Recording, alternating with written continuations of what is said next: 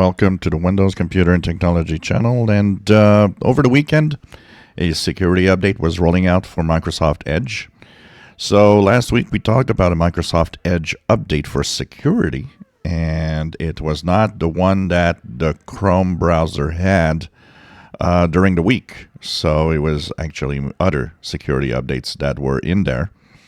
So Friday, late on Friday and through the weekend, there was another update for Microsoft Edge for security. So like I say, because sometimes links open through Edge, it's better to update it. And if you use Edge, of course, make sure that you are up to date to keep secure.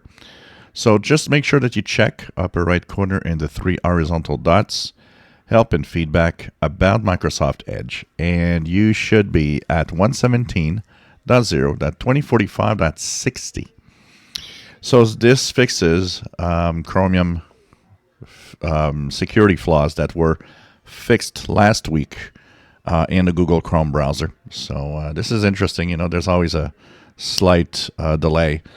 Remember that if you're using other browsers that are Chromium based, like Brave and Opera, Vivaldi, and so on, Edge, of course, always check a few days later if you haven't seen the updates yet.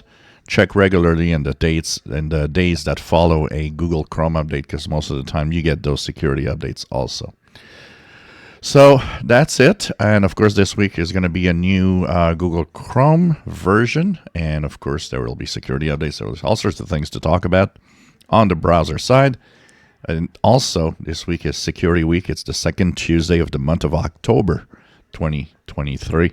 So that means that tomorrow, September the 10th, we will have the security patches for Windows 10 22H2 and Windows 11 21H2, 22H2, the last one for 21H2. If you enjoy my videos, please subscribe, give us a thumbs up. Thank you for watching.